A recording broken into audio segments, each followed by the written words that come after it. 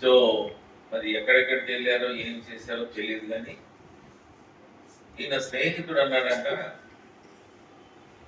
శ్యామ్ సుందర్ నాకు ఒక స్థలం చూసాయా, అక్కడ ఒక దైవజనుడు ఉన్నాడు, మరి అక్కడికి వెళ్తే మొట్టమొదటికి చాలా మనసుకు చాలా ప్రశాంతంగా ఉంటుంది. రెండవది ఏంటంటే అక్కడ వెళ్ళి మరి వాళ్ళందరూ మరి ప్రార్థించే ఆరాధించే యేసు ప్రభుకు మనం కూడా ప్రార్థన చేస్తే దేవుడు మనకు ఏదైనా మేలు చేయొచ్చు అని చెప్పి ఈయన అక్కడ తీసుకెళ్ళాడు. ఎక్కడికి? ఏలిము. హెబ్రోన్, ఇప్పుడున్న హెబ్రోన్ కాదు, ఏలిం. 1954 సంవత్సరం సంగతి మీకు చెప్తున్నాను.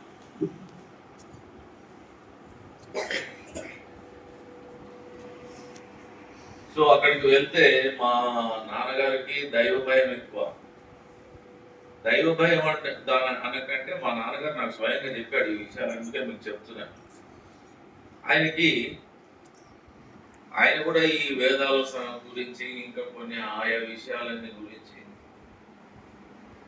దాంట్లో ఆయన చదువుకున్నాడు. ఈ ఏంటో ఉన్నాయి ఇవన్నీ, ఏదో స్వర్గం అంటున్నారు, నరకం అంటున్నారు. ఒకవేళ స్వర్గానికి వెళ్ళకపోతే నా పరిస్థితి ఏంటని ఆయనకు భయం పడుతున్నాడు ఆ రోజు యవనస్తుడు. అందుకని మరి ఎంతో నమ్మకంగా, ఎంతో భయభక్తులతో రకరకాల దేవతల్ని, దేవుళ్ళని అంతా పూజించేటటువంటి వాడు. అందుకని మొత్తానికి ఈయన తన ఫ్రెండ్ ఈ మాటలు చెప్తే అక్కడికి వెళ్ళి అక్కడ వాతావరణం అంతా చూస్తే ఈయన చాలా నచ్చింది. అక్కడ మనుషులందరూ మరి తెల్లని వస్త్రాలు వేసుకొని మరి బైబిల్ గ్రంథం చదువుకోవడం, ప్రార్థన చేసుకోవడం, అక్కడ కాంపౌండ్లో ఉన్న పనులన్నీ చేసుకోవడం, ఏదో కారణం పట్టేది ఆ కాంపౌండ్లోకి వచ్చే వారందరికీ యేసు ప్రభు గురించి చెప్పటం. ఇది తప్ప వాళ్ళు లోకం గురించి కానీ, డబ్బు గురించి కానీ, ఉద్యోగాల గురించి కానీ, రాజకీయాల గురించి కానీ ఏమీ మాట్లాడలేదు. ఈయనకు ఆశ్చర్యం వేసింది. ఇద్దరు వ్యక్తులు కలిసి కూర్చుంటే రాజకీయాల గురించి మాట్లాడతారు, లేకుంటే ఇంకేదన్నా మాట్లాడతారు, లేకుంటే ఏం సంపాదించాలని మాట్లాడతారు. ఇక్కడ ఏంటో చాలా మరి డిఫరెంట్గా ఉంది. డిఫరెంట్గా అంటే ఇదేదో తేడాగా ఉన్నాయి ఇక్కడ. మొత్తానికి దైవజనులు కూడా చూశారు. ఆయన చూసేసరికి మా నాన్నగారికి మరి ఆయన స్టేజ్ మీదకి వచ్చి మోకరించి ప్రార్థన చేయటం ఇవన్నీ చూస్తే మొట్టమొదటిసారిగా అలాంటి ప్రార్థన విన్నాడు మా ఫాదర్. మనం చాలా మందిని ఓపెన్ గా ప్రార్థన చేయాలంటే భయపడతాం. ఓపెన్ గా అంటే బహిరంగ. కానీ ప్రార్థనలో ఉన్న శక్తి మనం గ్రహించాం. నేను కొంతవరకు గ్రహించాను నా జీవితంలో. దేవాది దేవుడు సృష్టికర్త తన ప్రియకుమారుడైన యేసుక్రీస్తు ద్వారా ఆయన యందు విశ్వాసం ఉంచినటువంటి వారికి ఆయన ఇచ్చిన ఒకే ఒక ఆయుధం ఏంటంటే ప్రార్థన. దేవుడు యేసుక్రీస్తు ప్రభు ద్వారా ఆయన యందు విశ్వాసం ఉంచిన వారికి ఆయన ఇచ్చిన ఆయుధం ఏంటంటే ప్రార్థన. కానీ దురదృష్టవశాత్తు దీన్ని మనం ఎక్కువ వాడం.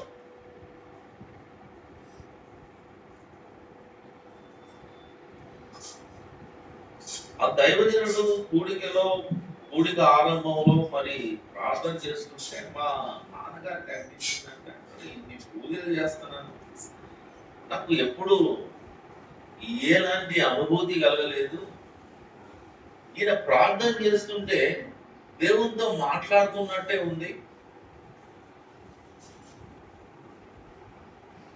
ఈ దేవునిలో ఏదో మహాత్యం ఉంది అన్న సంగతిని గ్రహించాడు.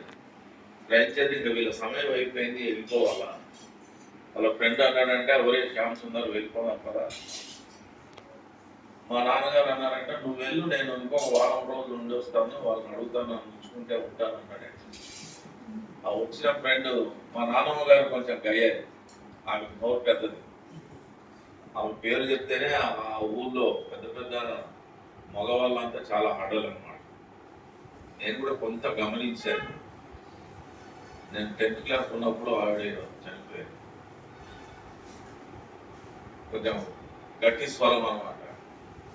మా నాన్నగారిది కూడా గట్టి స్వరమే, నాది కూడా అదే వచ్చింది. స్వరం పెద్దది. బాబాయ్, మీ అమ్మ నన్ను బ్రతకనివ్వదురా, నేను తీసుకొచ్చాను కాబట్టి నిన్ను తీసుకెళ్ళి మీ అమ్మగారికి అప్పచెప్తాను, ఆ తర్వాత నువ్వు మళ్ళీ పోగాని ఇప్పుడు మాత్రం నీవు ఇక్కడ ఉండటానికి వీల్లేదని ఆయన్ని తీసుకొని వెళ్ళిపోయాడు.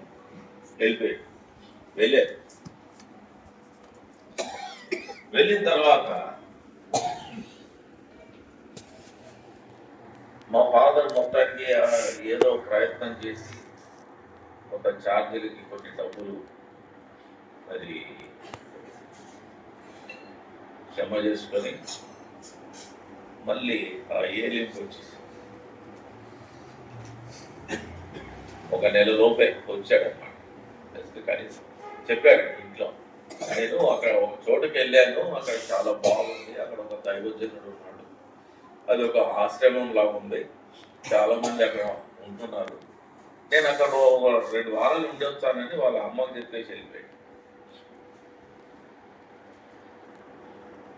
వచ్చేసిన ఒక వారం లోపే ఆయన యేసు ప్రభుకు తన హృదయాన్ని ఇచ్చేసి, ఎందుకంటే ఆ రోజులు ఎలా ఉండేటంటే, ఈవెన్ నేను చిన్నగున్న మరి కనీసం నేను 20 సంవత్సరాల వయసు వచ్చేంత వరకు కూడా నేను ఆ హెబ్రోన్ సంగతి, అంతకుముందు ఏలిము, ఆ తర్వాత హెబ్రోన్ 1959వ సంవత్సరం నుండి ఇప్పుడున్న హెబ్రోన్. అక్కడికి ఎవరైనా కొత్త వ్యక్తి వస్తే రక్షణ పొందాల్సిందే, ఖాళీగా వెళ్ళేదానికి వీలు లేదు. ఆ కొత్త వ్యక్తిని చూసిన ప్రతి ఒక్కడు పట్టుకుంటారన్నమాట. ఏమండి, ఎక్కడికి వెళ్ళి వచ్చారు, ఏ ఊరు నుంచి వచ్చారు, ఎందుకు వచ్చారు, ఇవన్నీ అడగటం, యేసుప్రభుని గురించి చెప్తాం. ఇంకా ఉదయం ఇవ్వలేదా, ఎన్ని రోజులైంది వచ్చి? 4 రోజులైంది. 4 రోజులైంది దేవుని వాక్యం వింటున్నావు, ప్రార్థనలు చేస్తున్నారు, గుడికల్లో కూర్చుంటున్నావు, దేవుని ఇంట్లో భోంచేస్తున్నావు, దేవుని హృదయం ఇవ్వలేదా అని రకరకాలుగా వాళ్ళతో మాట్లాడే విధానం చాలా ప్రేమతో మాట్లాడేవారు. అలాగే మా ఫాదర్ జూలై 1954వ సంవత్సరంలో ఆయన రక్షణ పొందడం జరిగింది. కానీ ఇంట్లో పరిస్థితులు బాగోలేవు, మరి ఏదో ఉద్యోగం అది ఇది చూస్తున్నారు, కానీ ఈయన ఏ సరైన వ్యక్తి వాళ్ళ దగ్గరికి వెళ్ళలేదు. ఏ సరైన వ్యక్తుల ఆఫీసర్స్ దగ్గరికి వెళ్తే ఉద్యోగం దొరికిపోదు, అది దేవుని ఉద్దేశం. అలాగే దేవుడు ఆయన్ని కనెక్ట్ చేయలేదు. రక్షణ పొందాడు, వెళ్ళిపోయాడు, మరి ఏదో చిన్న చిన్న పనులు చేస్తూ ఉన్నాడు, పిల్లకాయలంతా మరి జత చేసి వారికి ట్యూషన్లు చెప్పడం ఇట్లాంటివన్నీ చేస్తా ఉన్నాడు. ఇంకా ఇవన్నీ చేస్తున్నాడు. అప్పుడప్పుడు హెబ్రోన్కి వస్తున్నాడు, ఏలింకి వస్తున్నాడు, మళ్ళీ వెళ్తున్నాడు, కాన్వకేషన్కి వస్తున్నాడు, వెళ్తున్నాడు. మొత్తానికి ఈ ప్రాసెస్లో మధ్యలో ఏదో ఒక సమయంలో ఆయన బ్యాప్టిజం కూడా తీసుకున్నాడు. తీసుకున్న తర్వాత మరి ఆయన సేవకు సమర్పించుకోవడం జరిగింది. ఆయనకు అప్పటికే పెళ్ళి అయింది, వాళ్ళ మేనత్త కూతురు, మా అమ్మ వాళ్ళ మేనత్త కూతురు. వాళ్ళకి చైల్డ్ మ్యారేజ్. ఆ రోజుల్లో మరి 12 సంవత్సరాలు వస్తే ఊరికే అలా మ్యారేజెస్ చేసేసేవారు. సో అలాంటి పరిస్థితుల్లో ఆయన దేవుని సేవకు సమర్పించుకోవటం, ఇంకా అక్కడే ఏలింలో ఉండిపోవటం, ఇవన్నీ జరుగుతూ ఉన్నాయి. మా అమ్మగారిని తీసుకెళ్ళడానికి ఆయన 2 సార్లు వస్తే ఆ ఊళ్ళో పెద్దలంతా పంచాయతీ పెట్టేసి, అయ్యా నువ్వు మీ అత్తగారు అడుగుతున్నారు, అంతేకాకుండా మాకు కూడా బాధ్యత ఉంది కదా, నీ ఉద్యోగం ఏంటి, నీ రాబడి ఏంటి, నీ భార్యను తీసుకెళ్ళి ఎక్కడ ఉంచుతావు, ఎలా పోషిస్తావు, మామూలుగా ఎవరైనా అడిగే మాట్లాడే. అడిగితే ఈయన చెప్పడం ఏంటంటే, నాకు ఏ ఉద్యోగము లేదు, నాకు ఏ రాబడి లేదు, నేనున్న చోట ఏదో 3 పూటల కాస్త భోజనం దొరుకుతుంది, అక్కడ ఏదో పనులు అవి పనులు చేస్తాం, దేవుని పని చేస్తాం, ప్రార్థనలు చేస్తాం, సువార్త చేస్తాం, ఇట్లాంటివన్నీ చెప్తే వాళ్ళకి ఏం ఉరకెక్క. వాళ్ళు అన్నారు, లేదు లేదు బాబు అలాగైతే కుదరదు, లేదు వెళ్ళిపో అని అలా పంపించేసి. పాపం ఈయన 2 సార్లు అలాగా చాలా వెళ్ళిపోవటం, వెళ్ళి మళ్ళీ చాలా డిస్కరేజ్ అయ్యి వెనక్కి వచ్చి,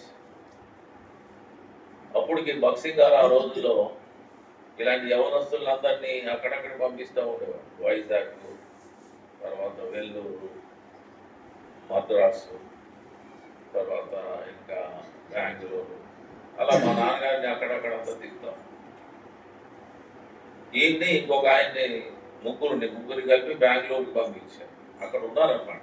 మందిరం వీళ్ళ పని ఏంటంటే మందిరాన్ని కాపులా చూసుకోవటం, మందిరం పనులన్నీ చేసుకోవడం, శుభ్రంగా పెట్టడం. అక్కడ ఎవరో వచ్చే పెద్దలు వాళ్ళు వీళ్ళు పరిచయం చేయడం, సంఘం జరుగుతాం. అప్పుడు బక్సింగ్ గారు అక్కడికి వెళ్ళాడు. అప్పటికే ఆయనకి ఎవరో చెప్పారు ఈయనకు మ్యారేజ్ అయిందట అని. అప్పుడు బక్సింగ్ గారు పిలిచాడంట, స్టీఫెన్, ఆయనకి బాప్తిజం తర్వాత స్టీఫెన్ అని పేరు, శ్యామ్ సుందర్ ఆయన పేరు. నీకు పెళ్ళి అయింది ఆయన విన్నాను, నువ్వు వెళ్ళి నీ భార్యను తీసుకురాలే, ఆమె కూడా రక్షణ పొందుతుంది, నేను ప్రార్థన చేస్తానని. ఎక్కడ చెప్పాడు? బెంగళూరులో చెప్పాడు, హైదరాబాద్లో కాదు. చెప్పేసి మరి అక్కడ ఉండే మరి సంఘ పెద్దకు మరి ఏం చెప్పాడు ఏమో, ఆయన సంఘ పెద్ద పిలిచి, అయ్యా మరి పెద్ద ఆయన చెప్పాడు నువ్వు హైదరాబాద్ పో అని ఆయనకి బస్ ఛార్జ్ ఇచ్చి ఏదో ఇచ్చి మొత్తాన్ని మళ్ళీ బెంగళూరు నుంచి బండి ఎక్కించి మళ్ళీ హైదరాబాద్ పంపిస్తాను. హైదరాబాద్ వచ్చాక మళ్ళీ బక్సింగ్ గారి దగ్గరికి పోయి, నేను వచ్చానండి, మరి మా ఊరు వెళ్తున్నాను, మీరు చెప్పారు కదా, నా భార్యను తీసుకురావాలనుకుంటున్నాను, ప్రార్థన చేయండి అంటే ఆయన ప్రార్థన చేసి పంపించారు. ఈసారి కూడా వెళ్ళాడు. ఆ భార్యను తీసుకెళ్ళాలంటే మళ్ళీ పెద్దవాళ్ళంతా మళ్ళీ పంచాయతీ పెట్టి మళ్ళీ అదే ప్రశ్నలు, అదే జవాబు. ఇంకా చివరికి మళ్ళీ అదే తీర్మానం, అలాగైతే కుదరదు. ఒకవైపు నుండి మా అమ్మమ్మ, అంతా ఒకటే కుటుంబం కదా, ఆమె నోరు కూడా కొంచెం పెద్దదే. మా అమ్మమ్మ వర్షన్ ఏంటంటే, మా అమ్మాయిని పంపించాలంటే ముందు ఆయనకు వచ్చే భాగం ఏదైతుందో ఆయన ముందు ఇవ్వండి, అన్ని రాసివ్వండి, అప్పుడు పంపించాలని. ఎవరి బాధలు వాళ్ళే అన్నమాట. సో ఆ పరిస్థితుల్లో పెద్దలు కూడా ఏం చేయలేని పరిస్థితుల్లో, అలాగైతే కుదరదు బాబు, ఇలాగైతే కుదరదు అని ఏదో చెప్తా ఉన్నారు. కూర్చోబెట్టండి, ఎక్కడో ఒక చోట కూర్చోబెట్టాక ఎందుకు ఇబ్బంది, కూర్చోమ్మా.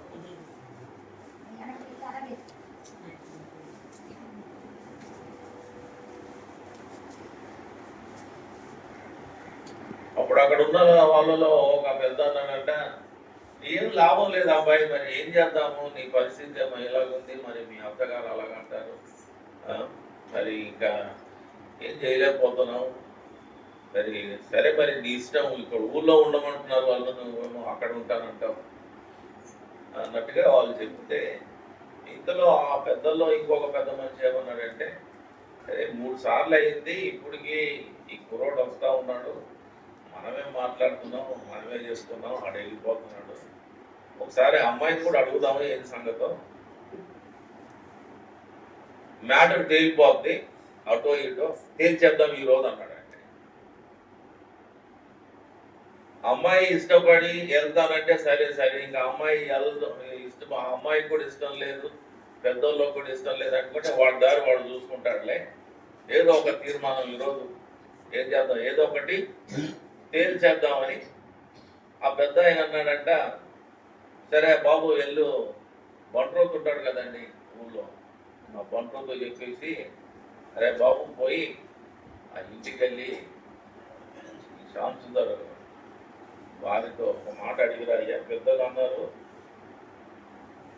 అమ్మ మరి ఏంటిగా వచ్చారు, మీ ఆయన వచ్చాడు, మిమ్మల్ని తీసుకెళ్ళాలనుకుంటున్నారు, పెద్దలేమో ఇలా తీర్మానం గత 2 సార్లు ఇలా తీర్మానం చేశారంట, ఇప్పుడు కూడా ఇంచుమించు అదే తీర్మానంలో వాళ్ళు ఉన్నారు. అయితే ఒకసారి నీవు కూడా కొంచెం ఇప్పుడు ఎదిగినావు కదా, నీ సంగతి ఏంటో అడగమన్నారు అని ఆ బంట్రోతులు పంపిస్తే, ఊరే కాబట్టి ఏ విషయం జరిగినా మొత్తం అందరికీ తెలుసుకోవాలి. మా అమ్మమ్మ గుమ్మంలోనే కూర్చుందంట, ఎవడన్నా వచ్చినా కూడా అక్కడి నుండి అక్కడికి ఆ బంట్రోత్ వచ్చాడంట. నువ్వు వస్తే ఎందుకు వచ్చినావు అన్నారు. ఇంకా ఎప్పుడో చెప్పినా నేను, మా అమ్మాయి పోవాలంటే కండిషన్ ఏంటో ఎప్పుడో చెప్పినా, వెళ్ళి చెప్పుకో వాళ్ళందరికీ, ఆ పటేల్కి పట్వారికి అందరికి చెప్పేసి అయిపో, ఆ ప్రెసిడెంట్కి అందరికి చెప్పాను అంటే, అప్పుడు ఆ వన్ రోజు అన్నాడంట, లేదమ్మగారు మీతో కాదులే మీ అమ్మాయితో మాట్లాడటానికి వచ్చానని ఆ మొత్తానికి దులుపుకొని లోపలికి అయిపోయింది. మా అమ్మగారితో మాట్లాడితే, అమ్మ మీ ఆయన వచ్చాడు, ఇది 3వసారి. అవును తెలిసింది నాకు, గతంలో కూడా 2 సార్లు వచ్చారంట ఆయన. మరి అడుగుతున్నారమ్మా ఇలాగా వాళ్ళందరూ, మరి నీ విషయం ఏంటో కనుక్కొని రమ్మన్నా, నీ మాట ఏంటో, నీ మాటతో ఈరోజు తేలిపోద్దమ్మా వ్యవహారం అంటే, మా అమ్మగారు ఉన్నారంటే ఆయన తీసుకెళ్తానంటే వెళ్తాం. దాంతో వ్యవహారం తేలిపోయింది. మా అమ్మగారు మా నాన్నగారితో వచ్చారు. అప్పుడు ఈమెకు అందరూ పెద్దవారిని ముత్తైదువులు అంటారు కదండి స్త్రీలని, అలాంటి 5గురిని తెచ్చి ఏవో పూజలు చేసి వాళ్ళంతా ప్యాకెట్లలో కుంకుమ ప్యాకెట్లు అంతా ఇచ్చి, అమ్మ ఈ బొట్టు మాత్రం తీసేక అది పోగాని ఏదో ఒకటి చేసి మీ మొత్తం తీసుకొని మళ్ళీ వచ్చేసేయమ్మా అని వాళ్ళు చేయాల్సిన ఈత బోధనని చేసి పంపించినారు. అలా చెప్తుంటారు వాళ్ళు. మనం కూడా కొన్నిసార్లు అదే నిజం అనుకొని దాన్నే పాటిస్తూ ఉంటాం. ఏమనుకోకండి, మీకు కూడా కొన్ని ఇబ్బందులు ఉండవచ్చు, అందుకే మీరు ఇంకా యేసుప్రభుని నమ్ముకున్నా కూడా గుర్తు పెట్టుకుంటా ఉంటారు. మనం ఏమనుకోకండి, పర్వాలేదు. అయితే దేవుని కొరకు నిలబడితే దేవుడు సహాయం చేస్తాడు. సో మా అమ్మగారు అలాగ వచ్చారు, వీళ్ళకి ఏదో పాపం ఏదో చిన్న గది ఇస్తే, ఆ గది ఏముండదు, జస్ట్ అలా పడుకోవడానికి సరిపోతుంది. అక్కడ ఉన్నారు వీళ్ళు, అక్కడ కాపురం పెట్టారు, భక్సింగ్ గారు ప్రార్థన చేశారు. మా అమ్మ భోజనం అప్పుడు మాత్రం వెళ్ళి అక్కడ భోజనం చేయటమో, లేకుంటే పల్లెంలో భోజనం తెచ్చుకొని ఆ ఊళ్ళో కూర్చొని తినడం మాత్రం చేశారు. గుడికి వెళ్ళేది కాదు, ప్రార్థనకు వెళ్ళేది కాదు. వీరంతా చెప్పారు కదా హితబోధన, వెళ్ళేది కాదు. ఇంతలోపు నేను గర్భంలో ఉన్నాను. అయితే ఒకనొక రోజు దేవుడు ఆమెతో స్పష్టంగా మాట్లాడాడు.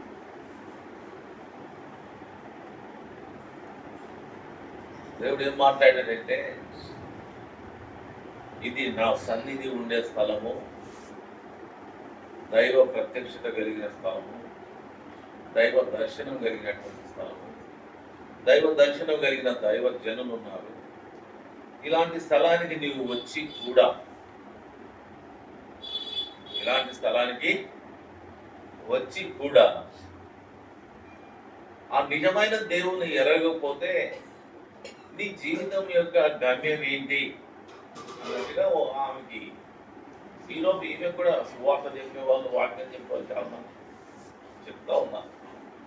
అయినా కూడా ఆమె దగ్గర 4-5 నెలలు మొండికేసి, ఒకనొక ఆదివారం దినమున అందరు ఆరాధనలు కూర్చుంటే ఈమె రూమ్లో పడుకుంది. అప్పుడు ఇది జరిగిందన్నమాట. జరిగితే అప్పుడు యేసుప్రభువా మరి వీళ్ళందరూ చెప్తున్నారు, మీరే నిజమైన దేవుని అయితే కనుక నేను నమ్ముతాను, నాకేం ప్రాబ్లం లేదు. కానీ వీళ్ళు ఏదో పాపాలు ఒప్పుకో అంటే, నాకు తెలిసి నేను ఏ పాపం చేయలేదని నేను ఎప్పుడు అబద్ధం కూడా చెప్పలేదు అంటదన్నమాట. అంటే చాలా భక్తి గౌరవ మర్యాదలు కలిగిన ఫ్యామిలీలు పెరిగారు. కాబట్టి నాకు తెలిసి నేను ఏ పాపము చేయలేదు, వీళ్ళేమో పాపాలు ఒప్పుకోమంటారు. నేను లేని పాపాలు ఎక్కడ ఒప్పుకోవాలని ఈమె బాధ. మొత్తానికి ఏదైతే యేసు ప్రభు ఆమె కూడా దేవునికి స్తోత్రం, ఆమె కూడా యేసు ప్రభు నమ్ముకున్న తర్వాతనే నేను పుట్టాను. నేను ఇంకా చాలా పెద్ద స్టోరీ ఉంది. మా అమ్మగారిని తీసుకెళ్ళడానికి మా అమ్మమ్మ మా మామయ్య కూడా వచ్చారట. కానీ బక్సింగ్ గారే ఆపారట. ఎందుకమ్మా ఇంత పెద్ద సిటీ, ఇక్కడే చక్కగా జరుగుతుంది అని, నువ్వెందుకు చిన్న టౌన్కి వెళ్తావు, ఇక్కడే ఉండు, ఏమైంది వీళ్ళంతా నిన్ను చూసుకోవట్లేదా, కావాలంటే మీ అమ్మగారు ఉంటారులే అని బక్సింగ్ గారే ఆమెను అక్కడే ఆపితే ఆ కారణం చేత నేను హైదరాబాద్లో పుట్టాను. హాస్పిటల్లో డెలివరీ అయినాక అక్కడి నుండి నేరుగా నన్ను తీసుకొని హెబ్రోన్కి తీసుకెళ్ళాను.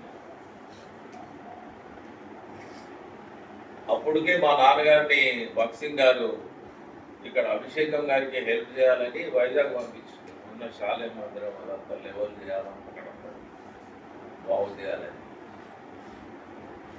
ఇంకా దాసన్ గారు ఈయనకు టెలిగ్రామ్ పెట్టాడంట, Stephen you are blessed with the son అని పెడితే, అప్పుడు ఇక్కడ ఉన్న పెద్ద ఆయన అభిషేకం గారికి చెప్పి, అన్న నాకు కొడుకు పుట్టాడంట అన్న, మరి నేను వెళ్తానన్నా అంటే ఆయన పంపించి.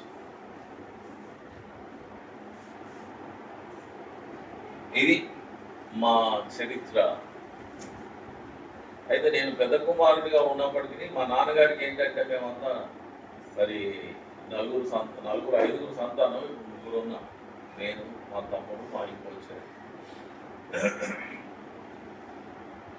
మా నాన్నగారికి ఏంటంటే దేవుని వాక్యానుసారంగా పెద్ద కుమారుడు మరి దేవుడికి అర్పించబడాలా, ప్రతిష్ఠింపబడాలా, సేవ చేయాలి. కాకపోతే నా చిన్న వయసు ఉన్నప్పుడు, ఈ 5 గాడి వయసు ఉన్నప్పటి నుండి నేను చాలా ఇబ్బందులు ఎదుర్కొన్నాను. మా ఫాదర్ కూడా ఇబ్బందులు పడుతూ ఉండేవాడు. ఈ బుక్స్ కొనడం ఇవన్నీ ఆయన పట్టించుకునేవాడు కదా. నేను అనుకున్నాను ఇదేదో పట్టించుకోవడం అనుకున్నాను, కానీ తర్వాత నాకు తెలిసింది ఏంటంటే ఆయన దగ్గర డబ్బులు లేక పాపం త్వరగా బుక్స్ కొనేవాడు కాదన్న సంగతి తెలిసింది. సో ఈ ఇబ్బందులన్నీ ఉన్నాయి కాబట్టి 10th తర్వాత చాలామంది దైవ సేవకులు మా నాన్నగారి దగ్గరికి, ఇంకా పరిచయం చేసే పరిచారకులు వస్తూ పోతుండేవారు. వాళ్ళందరూ అడిగేవారు, ఏమైనా ఇమానుయేల్ ఏం చేస్తావు అంటే 10వ తరగతి అయిపోతుంది, ఇంకేం రా చాలు దేవుని సేవ చేయరా అన్నాడు. నేను అనుకునేవన్నీ ఇదేమి దేవుని సేవ, ఇదేమి గొప్ప పని. మా నాన్నగారు చూస్తే ఎప్పుడు టైంకి బుక్స్ కొనేవాడు కాదు, ఈ సేవ మనకొద్దులే, ఏదో కింద మీద పడి బాగా చదువుకొని బాగా సెటిల్ అవ్వాలి అని నేను ఒక నిశ్చయంతో ఉన్నాను. అలాంటి పరిస్థితుల్లో ఉన్నప్పుడు మొత్తానికి 10th క్లాస్ అయిపోయిన తర్వాత దేవుడు నన్ను మరి నాతో మాట్లాడితే నేను నా హృదయాన్ని ప్రభువుకి ఇచ్చి 1976 నవంబర్ నెల 14వ తారీఖు కాన్వకేషన్ ఫస్ట్ మీటింగ్ రాత్రి 9-10 గంటల మధ్యలో నా హృదయాన్ని యేసు ప్రభుకి ఇచ్చాను. అప్పటి నుండి ప్రభు మరి మెట్టుగా నన్ను నడిపిస్తూ ఉన్నాడు.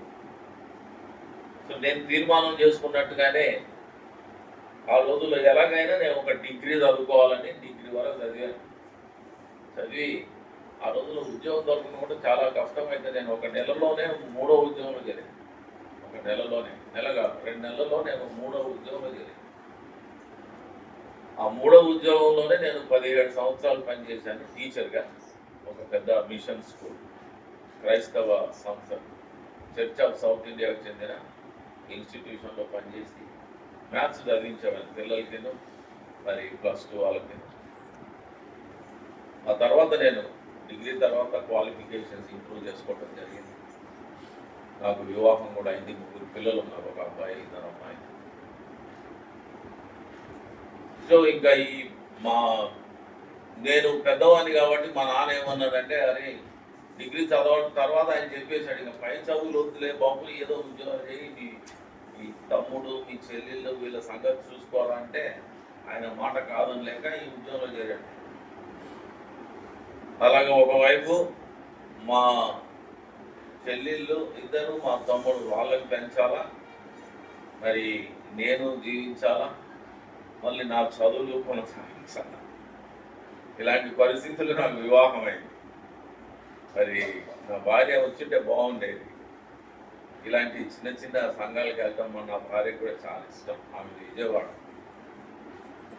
ఆమె వాళ్ళ ఇంట్లో కూడా ఆమె వాళ్ళ అక్క ఇద్దరే ప్రభువు నమ్ముతున్నారు. సో ఆమె నన్ను వివాహం చేసుకోవడం అంటే అది చాలా గొప్ప సంగతి. ఏ అమ్మాయి కూడా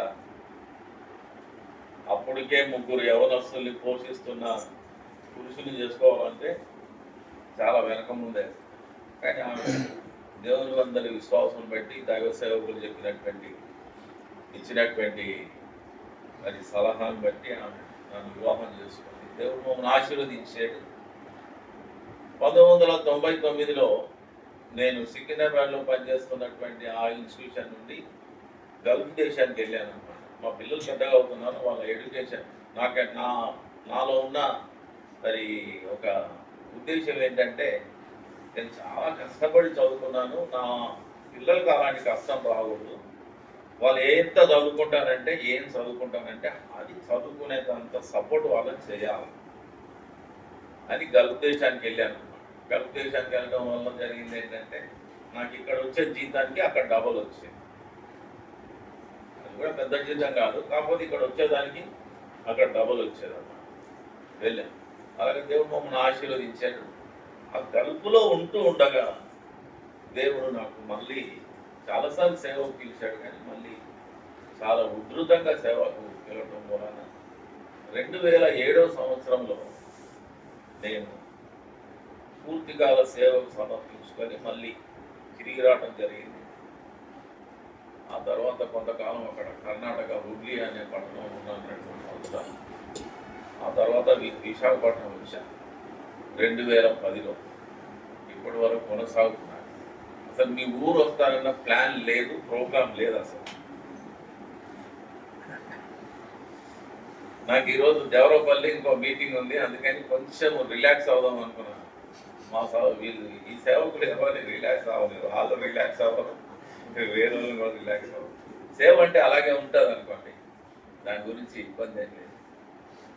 కాబట్టి మీ మధ్యలో రావడానికి చాలా సంతోషంగా ఉంది. మీరు విశాఖపట్నం వస్తే చాలా ప్రార్థన మందిరానికి రండి, అక్కడ సహవాసం కలిగి ఉండండి. మరి మా కొరకై ప్రార్థన చేయండి. కొంత సమయం వాక్యాన్ని ధ్యానించుకుంటాం.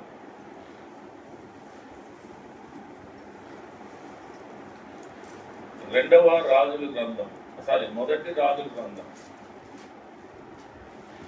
17వ అధ్యాయం మొదటి వచనం. మొదటి రాజుల గ్రంథం 17వ అధ్యాయం మొదటి వచనం. అందరం కలిసి చదువుతాం. And Elijah the Tishbite, who was of the inhabitants of Gilead, said unto Ahab, As the Lord God of Israel liveth before whom I stand, there shall not be dew nor rain this year, but according to my word. సేవకులు చదువుతారు, ఆయన ఎమ్మడి చెప్పండి.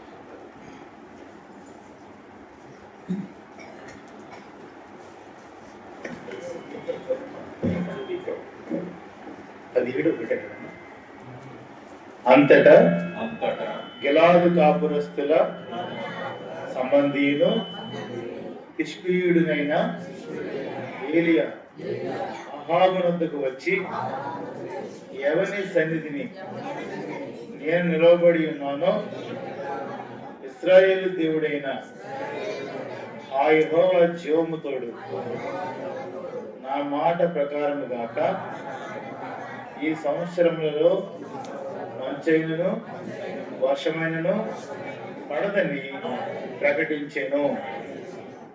మధ్య భాగంలో ఇశ్రాయేలు దేవుడైన ఆ యెహోవా జీవము తోడు. మాట చెప్పండి. ఇశ్రాయేలు దేవుడైన ఆ జీవము తోడు, ఆ యెహోవా జీవము తోడు. నేను ఎవరి సన్నిధిని నేను నిలబడి ఉన్నానో. కాబట్టి ఇక్కడ 2 సంగతులు ప్రార్థన చేస్తాను. చిన్న ప్రార్థన. దయగల తండ్రి, కృపగల దేవ, మరి కొంత సాక్ష్యం పంచుకుంటూ మీరు పొందుతున్నారు. సాక్ష్యం ద్వారా మరి ఇక్కడ కూర్చున్న వారు ఎవరైనా కూడా ప్రోత్సహింపబడి సంపూర్ణంగా మా తండ్రి మిమ్మల్ని వెంబడించిన వారుగాను మరి వారి యొక్క విశ్వాసం దృఢపరచబడినట్టుగాను సహాయం చేయండి. కొంత వాక్యం ధ్యానించాలని ఆశిస్తున్నాం. మీరే కృప చూపండి, దయ చూపండి మా తండ్రి. అది ఏ ఆలోచనలు, ఏ మాటలు మా ప్రభా ఈ ప్రజలకు అవసరమో ఆ మాటలు మీరు తెలియచి చదవబడిన వాక్యాన్ని దీవించండి, ఆశీర్వదించండి. దీనదాసుని సెలవు చాటును మరుగుపరచండి.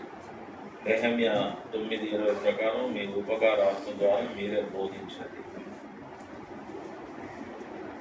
భాష సంబంధమైన ఎలాంటి ఇబ్బందులు లేకుండా కృపదాయించండి. వందనం చెల్లించు యేసుక్రీస్తు పరిశుద్ధ నామమున వేడుకొని ప్రార్థిస్తున్నాము తండ్రి, ఆమేన్. ఇక్కడ 2 సంగతులు మనం చూస్తున్నాం. నేను నిలువబడి ఉన్న దేవుని సన్నిధి. నేను నిలువబడి ఉన్న దేవుని సన్నిధి. రెండోది ఏంటి? ఆ దేవుడు ఇశ్రాయేలు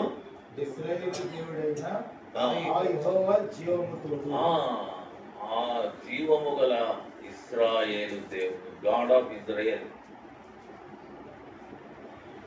ఈ దేవాది దేవుడు సృష్టికర్త. ఈయనకు ఆది అంతము లేని దేవుడు. ఆయన self existing, pre existing God అంటే ఆయన తనంతట తానుగా ఉన్నటువంటి దేవుడు. ఈ దేవుడు ఎవరో చేసిన దేవుడు కాదు. ఇంకెవరి ద్వారానో సృష్టింపబడిన దేవుడు కాదు. ఆయనే సృష్టికర్త. ఆయనే సృష్టికర్త. ఆయనే మొదటి నుండి ఉన్నటువంటి వాడు. ఆ మొదటి నుండి అంటే ఆ మొదట ఎప్పుడో మనకు తెలియదు. అందుకే ఆదియు అంతము లేని దేవుడు. అయినప్పటికీ మనం అర్థం చేసుకోవాలని ఈ దేవునికి పేరు ఏంటంటే ఆదియు అంతమై ఉన్న దేవుడు. అంటే ఆయన మొదటి వాడు, కడపటి వాడు. ఈ దేవుడు నిర్గమాకాండం 3వ అధ్యాయం 14వ వచనం అనుకుంటా చూడండి. అక్కడ మోషేతో ఏం చెప్పాడంటే, నేను అబ్రహాము దేవుడను, చదవండి 14వ వచనం, 3:14. అందుకు దేవుడు 6వ వచనం ముందు చదువు. మరియు ఆయన నేను నీ తండ్రి దేవుడను, నీ తండ్రి దేవుడను, అబ్రహాము దేవుడను, అబ్రహాము దేవుడను, ఇస్సాకు దేవుడను, యాకోబు దేవుడను అని చెప్పగా మోషే తన ముఖమును కప్పుకొని దేవుని వైపు చూడవలసెను. అర్థమవుతుందండి. ఆయన ఉన్నవాడను అనువాడనైనటువంటి దేవుడు, సృష్టికర్త అయినటువంటి దేవుడు, సర్వశక్తిమంతుడైనటువంటి దేవుడు, సర్వమును ఎరిగిన దేవుడు, సర్వమును సృష్టించి సర్వమును పరిపాలిస్తున్నటువంటి సార్వభౌమాధికారము కలిగినటువంటి దేవుడు. అయినప్పటికీ అబ్రహాము దేవుడను, ఇస్సాకు దేవుడను, యాకోబు దేవుడను అని పిలువబడుటకు ఇష్టపడిన దేవుడు. మా దగ్గర ఓ సహోదరుడు ఉంటాడు.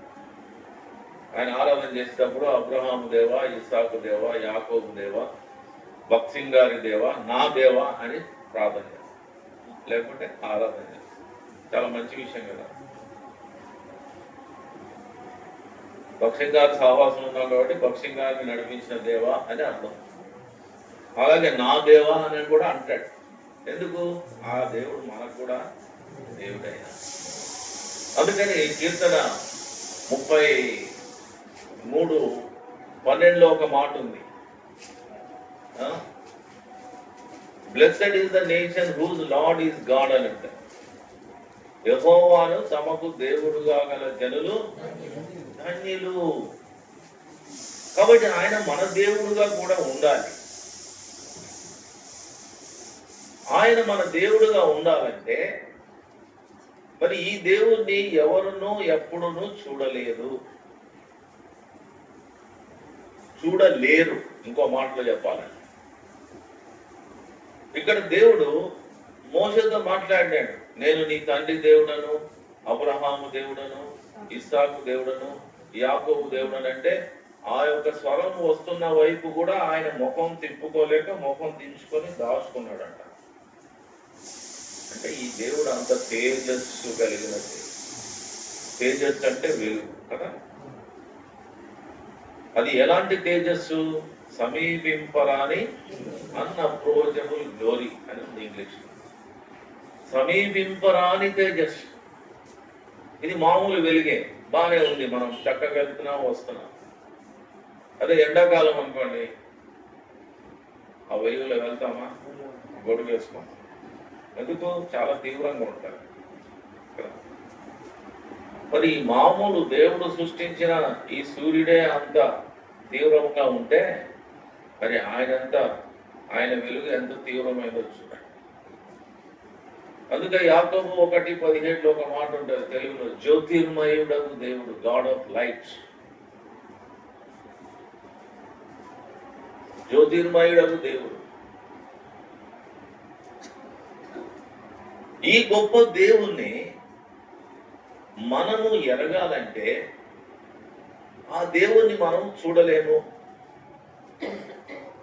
ఎందుకంటే ఆయన సమీపింపరాని తేజస్సుతో ఉన్నటువంటి దేవుడు, మూడవ ఆకాశంలో ఉన్నటువంటి దేవుడు, పరిశుద్ధుడైనటువంటి దేవుడు, మరి ఆకాశమండలం కంటే హెచ్చైనటువంటి దేవుడు.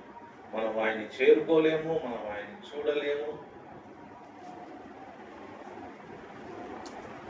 అయితే ఆ దేవుని ప్రజలు మనం కావాలి.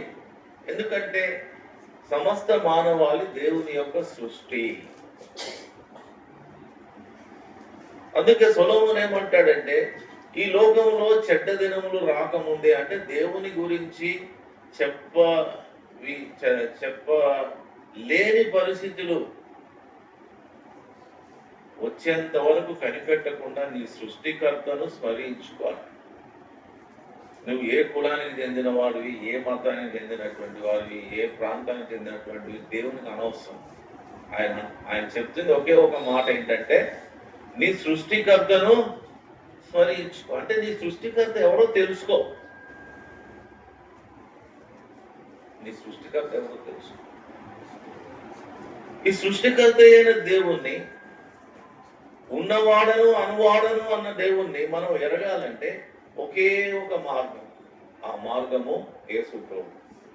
ఆ మార్గం ఎవరండి? యేసు ప్రభు. అందుకని యేసు ప్రభు స్వయంగా చెప్పిన మాటలు ఏంటి? నేనే మార్గమును, సత్యమును, జీవమునై ఉన్నా, నా ద్వారానే తప్ప ఎవడును తండ్రి యొద్ద కంటే ఎక్కడికి, పరలోకానికి రాలేదు. అంటే ఆ పరలోకపు దేవుణ్ణి మనము చూడాలి. ఆ పరలోకపు దేవుని గురించి మనము తెలుసుకోవాలి. ఆ పరలోకపు దేవుని గురించినటువంటి ప్రత్యక్షత మనం కలిగి ఉండాలి. అంటే యేసు ప్రభు ఒక్కరే మనకు మార్గం. అందుకని యోహాను సువార్త 1:18 ఏమన్నాడంటే, ఆయన రొమ్మున ఆనుకొని ఉన్న అద్వితీయ కుమారుడే ఆయనను, ఆయన రొమ్మున ఆనుకొని ఉన్న అద్వితీయ దేవుడు.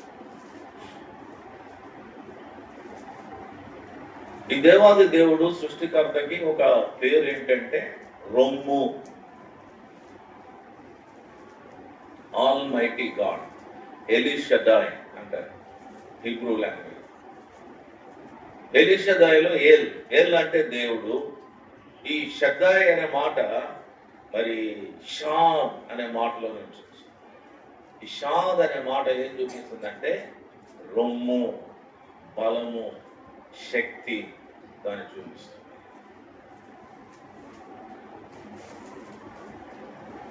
ఈ బాడీ బిల్డర్స్ ఉంటారు కదండి, బాడీ బిల్డర్స్ ఏం చూపిస్తారు? వాళ్ళ చేతి కండలతో పాటు ఏం చూపిస్తారు?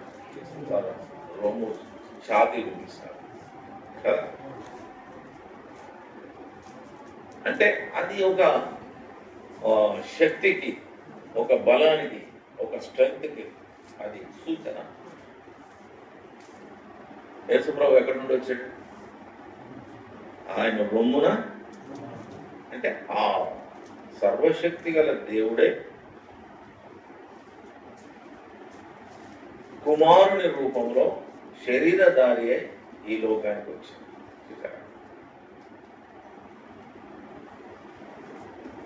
ఎందుకు వచ్చాడు? దేవుని యొక్క కృప, దేవుని యొక్క సత్యము మనకు బయలుపరిచి మనల్ని రక్షించుటకే వచ్చాడు. కలువరి శిలువలో తాను తాను అర్పించుకున్నాడు. మన పాపముల కొరకై ప్రాయశ్చిత్తం చేసినాడు.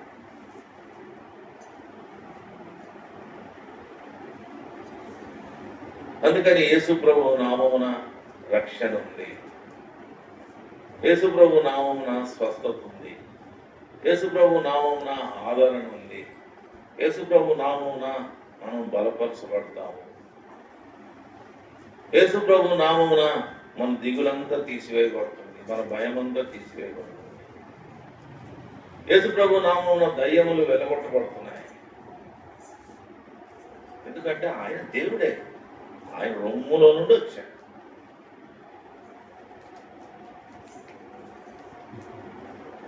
ఇప్పుడు మనం సబ్జెక్ట్ కొడతాం. ఇప్పుడు ఏలియా ప్రవక్త ఏం చెప్తున్నాడు? ఎవరితో చెప్తున్నాడు? అహాబు రాజుతో చెప్తున్నాడు. అహాబు రాజు స్వభావ రీత్యా మంచివాడే,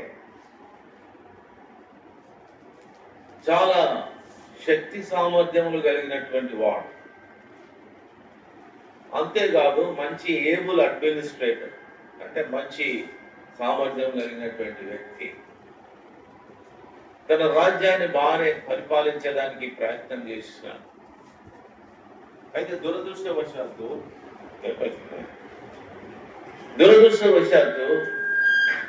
ఈ యెజబెల్ అనే స్త్రీని పెళ్లి చేస్తున్నాడు. యెజబెల్ ఎవరంటే సీదోను రాజు యొక్క కుమార్తె. ఈ సీదోనీయులు ఎవరిని పూజిస్తారంటే బయలు దేవతను పూజిస్తారు.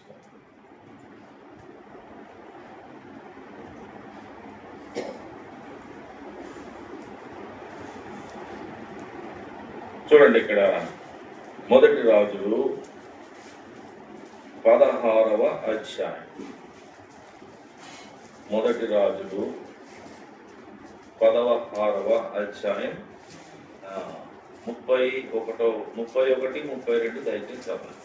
నెబాతు కుమారుడైన యెరోబోము జరిగించిన పాప క్రియలను అనుసరించి నడుచుకున్నట స్వల్ప సంగతి అనుకుని అతడు సీదోనీయులకు రాజైన ఎత్బయలు కుమార్తె అయిన యెజబెలును వివాహం చేసుకుని బయలు దేవతను పూజించుచు వారికి మృక్కుచూ నుండెను.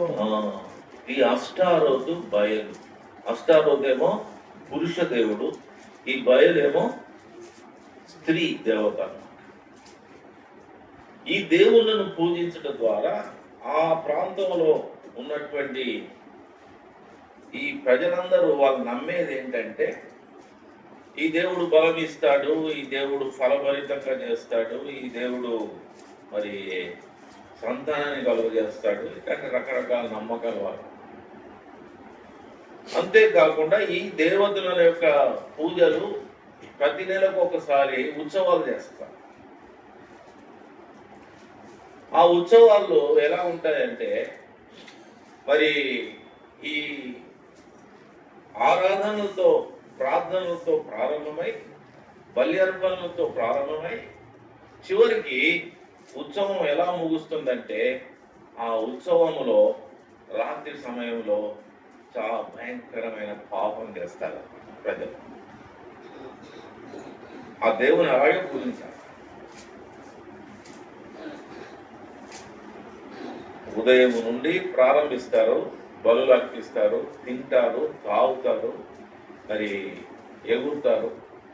అలా రాత్రి వరకు కొనసాగుతూ ఉంటుంది. చీకటి పడిన తర్వాత చాలా భయంకరమైన పాపంలో ప్రజలందరూ పడిపోతారు అన్నమాట. అది ఆ దేవుళ్ళని ఆరాధించే విధానం.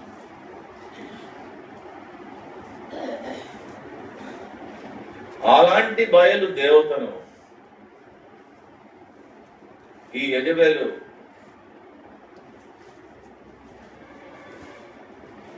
పూజిస్తుంది. అందుకని ఈ బయలు దేవతకు సంబంధించిన ప్రవక్తలను అందరినీ వీళ్ళు పెంచుతున్నారు, పోషిస్తున్నారు.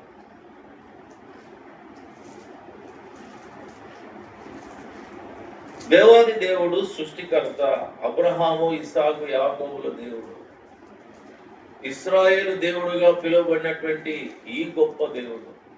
ఇశ్రాయేలు ప్రజలు ఎప్పుడైతే పాపంలో పడిపోతారో వారిని ఆయన శిక్షించిన విధానం ఏంటంటే కరువు, వర్షం లేకుండా చేయడం.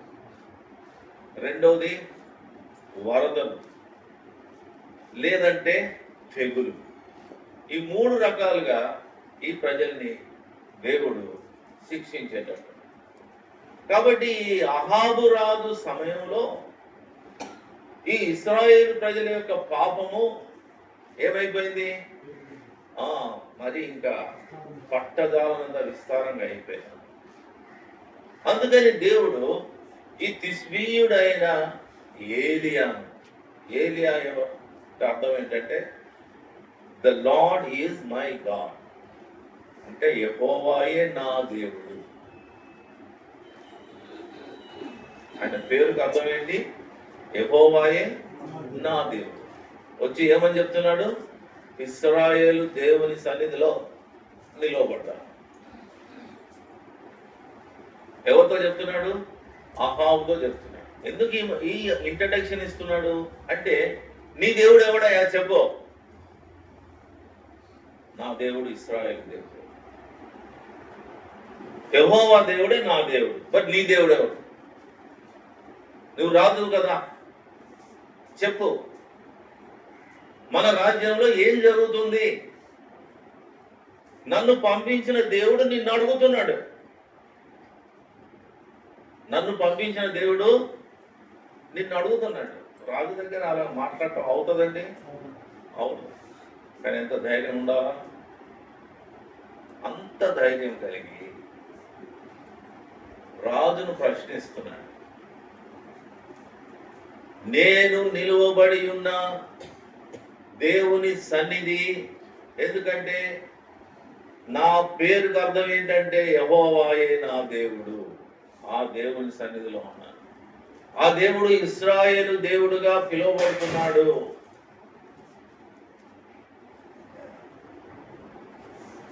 ఇశ్రాయేలు దేవుడుగా పిలువబడుతున్న దేవుని సన్నిధిలో నేను నిల్చున్నాను. నీవు ఇశ్రాయేలును పరిపాలించే రాజువు కదా, నీ దేవుడు ఎవరో చెప్పు అని ప్రశ్నిస్తున్నాడు. You tell me who is your god. నీ దేవుడు ఎవరు?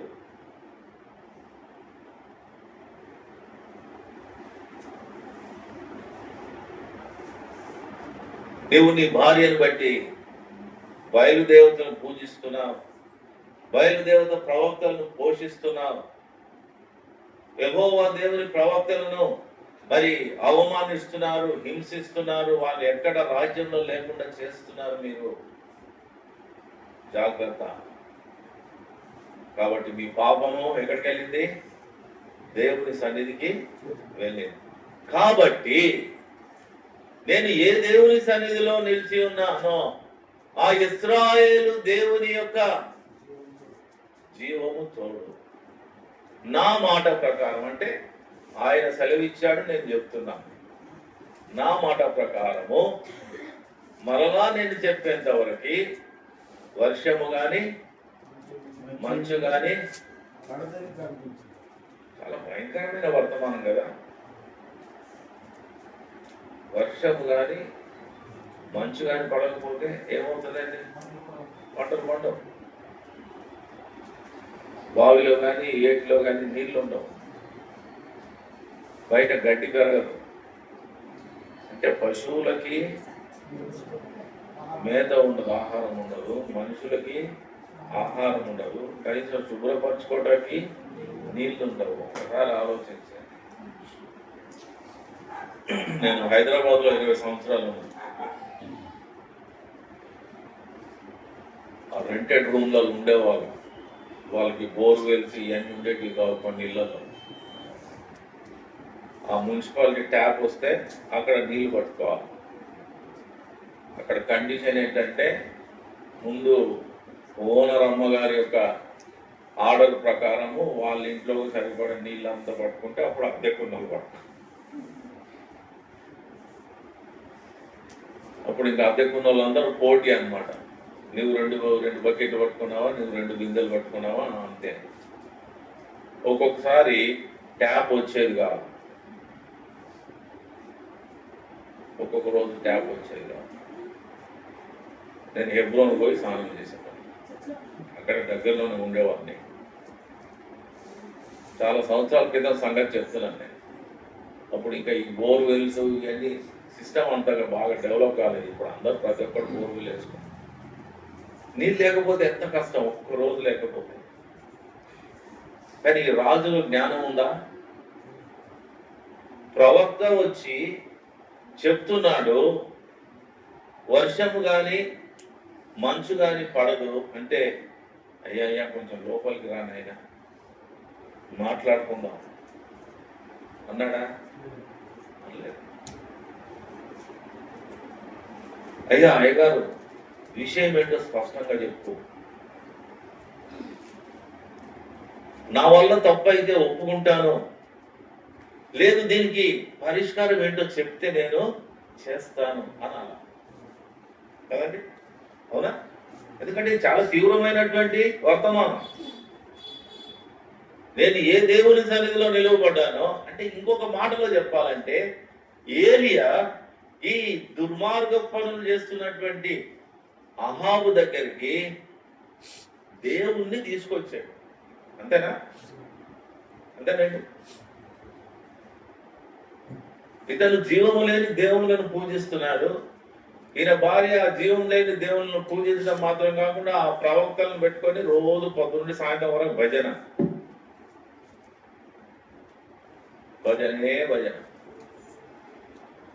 మేము శాలేములో ఉంటాము, ఈ లాస్ట్ లో ఉంటది మా పోర్షన్. ఆ పక్కింట్లో ఎవరో ఏమనుకోకండి, ఈ నల్లబొట్లు వేసుకున్న వాళ్ళు రాత్రిలో 12 వరకు గొడవ పెడతారు, భజన చేస్తాం. అదంటే అది వాళ్ళ భక్తి అనుకోండి. సందర్భం వచ్చి చెప్తున్నాను. ఈ అమ్మగారి భజన, ఈయనేమో ఏం చేయలేడు. ఆ అమ్మగారు ఆర్డర్ ఇస్తేనే ఏమైనా చేయగలరు ఈ రాజుగారు. అలాంటి రాజు ఈయన. ఆమెమో అన్ని దుర్మార్గ పనులు చేపిస్తూ ఉంటే, ఆ నాబోద్ అనేవాడికి ఒకటే ఒక చిన్న ద్రాక్ష తోట ఉంటే వాడిని చంపేసి అది తీసేసుకున్నారు. అలాంటి దుర్మార్గ పనులు కూడా చేస్తారు.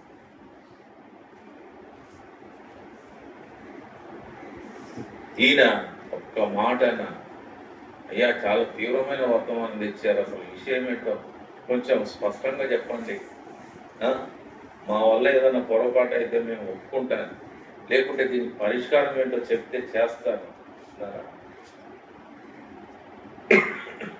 ఇప్పుడు మీకు ఏం చెప్పబోతున్నానంటే, దేవుని మాట, వర్డ్ ఆఫ్ గాడ్. దేవుని మాటకి చాలా మరి శక్తి ఉంది. దేవాది దేవుడు సృష్టికర్త, సృష్టినంత ఎలా సృష్టించాడండి? తన మాట యొక్క శక్తి ద్వారా సృష్టించాడు. దేవుడు వెలుగు కమ్మన్నాడు, వెలుగు వచ్చింది. ఆ తర్వాత సూర్యుని సృష్టించాడు. వెలుగును ఏలుటకు సూర్యుని సృష్టించాడు. అంటే ఇంకొక సిస్టమ్ ఉండాలని సిస్టమ్ చేశాడు ఆయన. చీకటి అగాధంలో భూమి వేలాడుతుంది, దేవుని ఆత్మకు విశ్రాంతి లేదు, అల్లాడుతున్నాడు. అప్పుడు దేవుడు ఆ చీకటిలో నుండి వెలుగు కలుగును గాక అంటే వెలుగు వచ్చింది. చూసారా? ఆ గొప్ప దేవుని సన్నిధిని ఈయన గుమ్మం దగ్గరికి తీసుకొచ్చాడు. అయినా కూడా అహాబు రాజు ఏమి పట్టించుకోలేదు. చూడండి, ఇర్మియా గ్రంథం 25వ అధ్యాయం. ఇర్మియా గ్రంథం 25 3-4 వచనాలు చదవలేరు.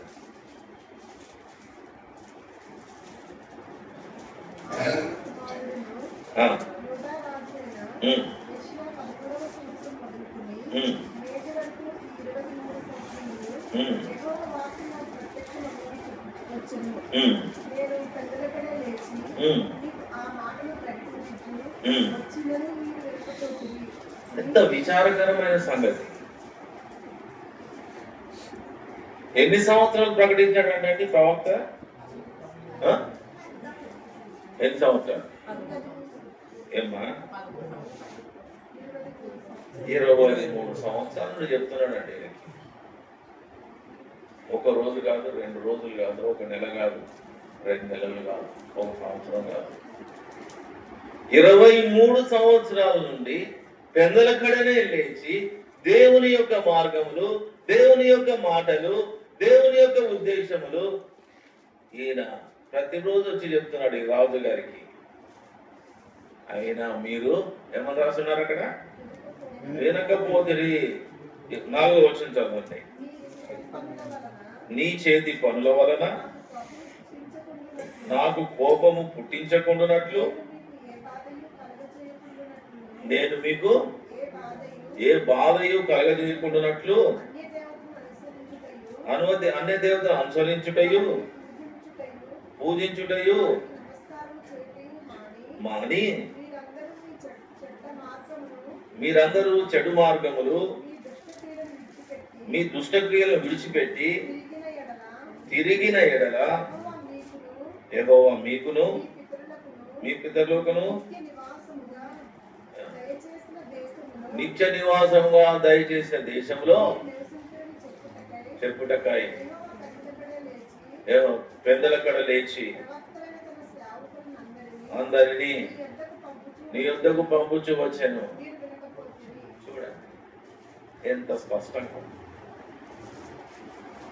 మీకు బాధ కలగకూడదని మీరు దేవుని మార్గాలను వదిలిపెట్టారు, దేవుని వదిలిపెట్టారు, దేవుని వాక్యాన్ని వదిలిపెట్టారు, దేవుని సంఘాన్ని వదిలిపెట్టారు, దేవుని సన్నిధిని వదిలిపెట్టారు. దానివల్ల మీకేమొస్తుంది? బాధ వస్తుంది. దానివల్ల మీకు కీడు కలుగుతుంది. దానివల్ల మీకు మరణం సంభవించవచ్చు. దానివల్ల మీకు నష్టం కలగవచ్చు. ఆ బాధలు రాకూడదని పెందలకడనే లేచి ఆయన మాటలు, ఆయన పెందలకడనే ఏం చేశాడంటే తన ప్రవక్తలను సేవకులను పంపించి మీరు వినకపోతే. ఎంత భయంకరమైన ఇది అహాబు గారి సంగతి. దేవాది దేవుడు సృష్టికర్త, ఈ ప్రజల మీద దయగలిగిన వాడే. అయ్యా పోయి ఆ రాజుగారికి చెప్పు, పరిస్థితి దిగజారిపోయింది, వారు పూర్తిగా నన్ను విసర్జించినారు, నా మాటలు పట్టించుకోవట్లేదు, నా ప్రవక్తల్ని హింసించి చంపివేస్తున్నారు. అప్పటికే చాలా మంది ప్రవక్తల్ని యెజబెల్ చంపించింది. ఎలా తెలుస్తుంది మనకు? తర్వాత వచనాల్లో ఈ యొక్క ఏరియాని చెప్తాడు. నేను ఇంతకు ముందున్న ప్రవక్తలు దైవజనుల కంటే నేను గొప్పవాడిని కాదు, నన్ను కూడా యెజబెల్ చంపించాలనుకుంటుంది. ఇంకా చాలు, నేను చేసిన సేవ చాలు, నేను చెప్పిన వాక్యం చాలు, నేను ఇచ్చిన వర్తమానం చాలు, ఇక నన్ను తీసుకెళ్ళని కూడా చెప్తాడు ఆయన. అంటే అంతకుముందే ఈ యెజబెలు, ఈ అహాబు చాలా మంది ప్రవక్తను చంపించినారు. వాళ్ళు వచ్చి దైవికమైనటువంటి విషయాలు చెప్తే వీళ్ళు వారి మీద పగబట్టి వాళ్ళని చంపించినారు. ఏలియా వచ్చి ఇంత తీవ్రమైన వర్తమానం చెప్తే ఈయన పట్టించుకోలేదు. పట్టించుకోకుండా ఏమైందండి? కరువు వచ్చింది. అప్పుడు పంపిస్తాడు ఎవరిని? తన సేనాధిపతుల్ని, మరి తన సైనికుల్ని, ఇంకా రకరకాల మనుషులంతా, ఒరే వెళ్ళి ఆ ఏరియా ఎక్కడ వాడిని పట్టుకున్నాడు. జనమంతా వచ్చి ఈయన మీద పడ్డారు.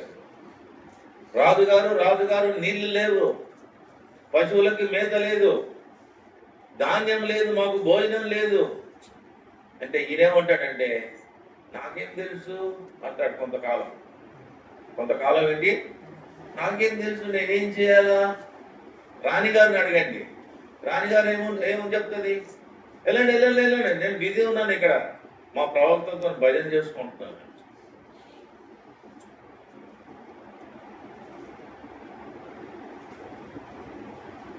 జనాలు కష్టపడుతున్నారు. అప్పుడు అహాబు గారికి వెలిగిందనమాట. ఒరేయ్, మరి ఆ నల్లటి గొంగడు కట్టుకొని వచ్చినాడు ఒకడు, అతని పేరు ఏలియా అంట, తిష్బీయుడు అంట, గిలాదు దేశానికి సంబంధించిన వాడంట, వెళ్ళి వెతకండ్రా. ఆయన ఎక్కడ దొరుకుతాడు? దేవుడు ఏం చెప్పాడు? కెరీతు వాగు దగ్గర పోయి దాచుకోమన్నాడు. అహాబు నీ కొరకు వెతుకుతాడయ్యా, ఇంతకుముందున్న ప్రవక్తను చంపించాడు కాబట్టి నిన్ను కూడా చంపిస్తాడు, కాబట్టి వెళ్ళి అక్కడ దాచుకో. దొరకలే. మరి ఈయనైనా బ్రతకాలి కదా ప్రవక్త. సంవత్సరం పాటు దేవుడు ఆయన ఎలా పోషించాడండి? కాకుల చేత పోషించాడు. 1 year అయింది. దేవుడే చెప్పాడు అక్కడ దాచుకో, ఏటి నీళ్లు తాగు, కాకులు నీకు భోజనం పట్టుకొస్తాయి, తిను. సంవత్సరం అయింది, అన్ని ఏటి ఎండిపోయింది. ఇప్పుడు భోజనం సంగతి తర్వాత. ఏటి ఎండిపోతే స్నానము చేసుకోలేడు, నీళ్లు తాగలేడు, శుభ్రము చేసుకోలేడు, ఏమీ చేసుకోలేడు. ఎలాగిప్పుడు?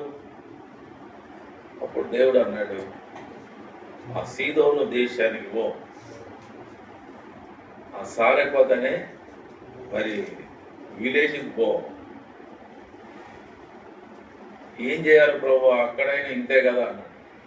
అక్కడ కూడా ఇంతే, అక్కడ కూడా ఏమీ లేదు, కానీ నువ్వు వెళ్ళు అన్నాడు. సరే, ఈయన దేవుని ఆజ్ఞానుసారంగా వెళ్ళాడు. వెళ్తే అదిగో ఆ విధవరాలతో మాట్లాడు. ఏం మాట్లాడాలా? అప్పుడు విధవరాలతో మాట్లాడతాడు. ఏమని? అమ్మా, ఆకలిగా ఉందమ్మా, 2-3 రోజులు అయింది ఫోన్ చేసి, ఒక్క చిన్న అప్పం చేసుకో. ఆ స్త్రీ అంటది, అయ్యా నా దగ్గర ఏమీ లేదు, పట్టెడు పిండి ఉంది, గుడ్డిలో కొంచెము నూనె ఉంది, ఈ పూటకు ఒక అప్పం చేసుకొని నేను కొంచెము నా కుమారుడు కొంచెం తినేసి చనిపోయేదానికి సిద్ధపడిపోయామని చెప్పి. చూడండి, ఇక్కడ 17వ అధ్యాయం 12వ వచనం. అందుకనే నీ దేవుడిని యెహోవా జీవము తోడు, తొట్టిలో పట్టెడు పిండియు గుడ్డిలో కొంచెము నూనెయు నయతనమే కానీ అప్పం ఒకటైనా లేదు. నేను చావక ముందు నేను ఇంటికి పోయి వాటిని నాకును నా బిడ్డకును సిద్ధము చేసుకున్నానని కొన్ని తోడలు ఏర్పకై వచ్చింది. నేను ఆమె డిసైడ్ అయిపోయింది. దేనికి? చనిపోవాల, లాభం లేదు, కరువు తీవ్రంగా ఉంది, కొంచెం పిండి ఉంది, కొంచెము నూనె ఉంది, దాంతో ఒక అప్పం చేసుకొని కుమారుడు తాను అంటే వారు జీవితంలో చివరి భోజనానికి సిద్ధమైపోయారు. ఆ చివరి భోజనం చేయాలా, చనిపోవాలని కూడా సిద్ధమైపోయారు, తీర్మానించుకున్నారు. అప్పుడు ఏలియా వెళ్తున్నాడు. మా ఒక అప్పం చేయమ్మా అంటాడు. అయ్యా చెప్పాను కదా పరిస్థితి, నా వల్ల అవ్వదు అని ఆమె అంటారు. ఆయన కూడా అలా మాట్లాడుకుంటూ వాళ్ళ ఇంటికి వచ్చేసారు. వచ్చేసి లోపలికి వచ్చారు. వచ్చిన తర్వాత ఏలియా ఏమన్నాడంటే, మా కొంచెం దాహానికి నీళ్ళు ఇవ్వాలి. ఆమె సరే నీళ్ళే కదా, మరి ఎక్కడ సంపాదించిందో తెలియదు. ఆ నీళ్లు తీసుకొచ్చి ఆ నీళ్ళు ఇద్దామని ఆమె వెళ్తుంటే ఒక అప్పం చేయాలి. ఇక్కడ మీకు నేను చెప్పాలనుకుంటున్న తలంపు ఏంటంటే, దేవుడు మాట్లాడుతున్నాడు, దేవుని మాటకు లోబడుతున్నావా లేదా? దేవుని మాటకు మనం లోబడితే మనము బ్రతుకుతాం. చూడండి, ద్వితీయోపదేశకాండం 8వ అధ్యాయం. ద్వితీయోపదేశకాండం 8వ అధ్యాయం 16 8వ అధ్యాయం 3వ వచనం 2వ భాగం. యెహోవా సెలవిచ్చిన ప్రతి మాట వలన నరులు బ్రతుకుతారని నీకు తెలియజేయుటకు ఆయన నిన్ను అణచి నీకు ఆకలి కలుగజేసి నీవే గాని నీ పితరులే గాని ఎన్నడెరుగని మన్నాతో నిన్ను పోషించెను. ఏమని చెప్తున్నాడు? మనుష్యుడు రొట్టె వలన మాత్రమే కాదు కానీ యెహోవా సెలవిచ్చిన ప్రతి మాట వలన నరులు బ్రతుకుదురని. అది యెహోవా సెలవిచ్చిన మాట వలన, ప్రతి మాట వలన నరులు ఏమవుతారండి? ఇప్పుడు అహాబు దగ్గరికి యెహోవా మాట వచ్చిందా లేదా? సారెపోతు విధవరాల దగ్గరికి యెహోవా మాట వచ్చిందా లేదా? ఏలియా దగ్గరికి యెహోవా మాట వచ్చిందా లేదా? ఏలియా మరి దేవుడు ఏర్పరచుకున్న ప్రవక్త కాబట్టి వెంటనే లోబడుతున్నాడు. అహాబు దగ్గరికి మాట వచ్చింది. అహాబు ఏమనుకున్నాను, నేను రాజులే ఎలాగోలాగా మేనేజ్ చేస్తాను, నువ్వు చెప్పేది ఏంటి నాకు? పట్టించుకోలేదు. ఎప్పటి వరకు పట్టించుకోలేదండి? 3.5 సంవత్సరాలు పట్టించుకోలేదు. అంటే దేశంలో చాలా భయంకరమైన కరువు వచ్చి జనాలంతా చనిపోయి నానా గందరగోళం అయిపోయి, ఇంకా మళ్ళా ఏలియా వచ్చి మీరు ఎన్నాళ్ళు 2 తలంపుల మధ్య 2 తలంపుల మధ్య ఏమంటారా మాట? మీరు ఎన్నాళ్ళు 2 తలంపుల మధ్య? 2 తలంపులతో కుంటి కుంటి నడచెదవివు. యెహోవా నీ దేవుడా లేక వేరే దేవతలున్నారా? యెహోవా నీ దేవుడా లేక వేరే దేవతలున్నారా? కాబట్టి 2 తలంపులు. నీకు యెహోవా దేవుడా, వేరే దేవతలు ఉన్నారా? ఏంటి నీ సంగతి? తెలుసుకో. నువ్వు అటు ఇటు ఉండదు. ఇటన్నా ఉండు, అటన్నా ఉండు. అటు ఇటు ఉండుట ద్వారా మనలో ఆత్మీయమైన ఎదుగుదల ఉండదు. ఆత్మీయంగా మనం ఎదగం. బిడ్డ పుట్టిన తర్వాత ఎదగకపోతే ఎలా ఉంటుంది? ఎంత బాధ ఉంటుంది, ఎంత దుఃఖంగా ఉంటుంది, ఎంత వేదన ఉంటుంది కదా.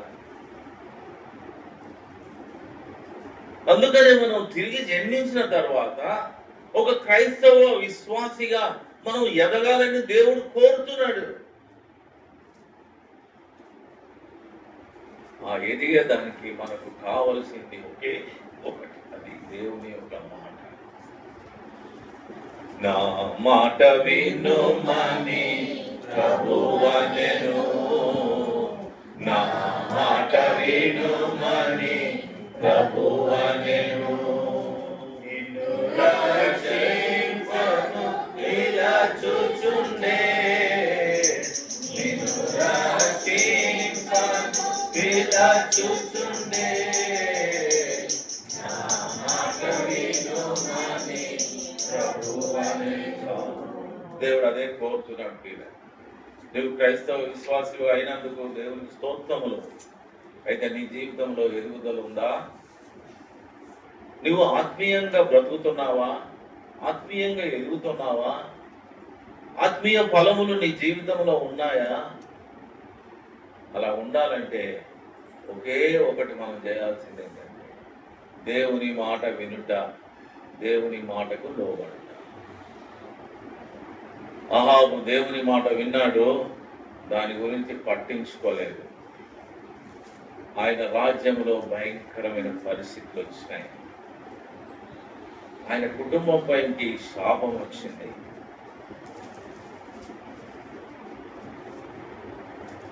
ఏలియా దేవుని మాట ప్రకారము నేను వెళ్ళి చెప్పవలసింది రాజుగా లేకుంటే గుడిసెలో ఉన్నవాడిగా అని ఆయన లెక్క చేయలేదు. దేవుని మాటలు ఉన్నట్టుగా చెప్పాడు. ఈ విధవరాలు నాకేం భోజనం పెడుతుంది అని దేవుడు అడగమంటే ఈ విధవరాలను ఏం అడుగుతాను లేదు దేవుడు అని వెళ్ళలేదు. ఆయన అడిగాడు. ఆ స్త్రీనే అయ్యా నీకు భోజనం నేను పోషిస్తుంది పో అంటే నేనుంటాను అనుకో అక్కడ. ఏం ప్రభువా, ఇన్ని డిగ్రీలు చదువుకున్నాను, 1000 మందికి చదువు చెప్పాను, ఇన్ని పట్టణాలు తిరిగాను, ఈ గుడిసెలో ఉండే ఈ ముసలిది ఈ విధవరాలు నాకేం పెడుతుంది అంటానా లేదా? ఏమయ్యా నువ్వు అంటావా లేదా? అంట. మనం అందరం అంటాం కదా. కానీ ఏం లేదని అనలేదు. ఎవరితో మాట్లాడాలి ప్రభా? అదిగో ఈ స్త్రీయే మాట్లాడితే ఆమె ఉంటుంది ససేమిరా కుదరదంట. అవ్వనే అవ్వదండి. ఎక్కడవుతుంది? నేను కర్ణాటకలో పనిచేసేవాడిని. అక్కడ వాళ్ళు ఒక మాట ఊదంపదం వాడతారు. ఏంటంటే నా చేత కాదన్నా అంటారు. ఏదైనా పని చేయలేకపోతే, ఏదైనా విషయము చేయలేకపోతే నా చేత కాదన్నా అంటారు. అటు ప్రకాశం జిల్లా వాళ్ళందరూ నా చేత కాదన్నా, ససేమిరా కుదరదండి, నా వల్ల అవ్వదు. కానీ దేవుడు అంటాడు ఆమెనే అడుగు. ఏం దేవా ఈమె కుదరదు అంటుంది, ఏం చేయమంటావు? లేదు అడుగు, ఇంకా 4 సార్లు అడుగు. అలాగే 4వసారికి ఆమె ఒప్పుకుంది. చిన్న అప్పం చేసి ఏలియా ప్రవక్తకు పెట్టింది. మరలా వర్షం వచ్చి మరలా పొలం పండి మరలా భోజనం దొరికేంత, ఆహారం దొరికేంత వరకు ఈ విధవరాలి గృహంలో ఉన్న ఆ గంపలో పిండి అయిపోలేదు, ఆ బుడ్డిలో నూనె అయిపోలేదు. కాబట్టి పిల్లరా ముగించేస్తున్నాను. నేను మీకు చెప్పాలనుకుంది ఇదే మాట. దేవుని మాట మనం వింటే మనం బ్రతుకుతాం.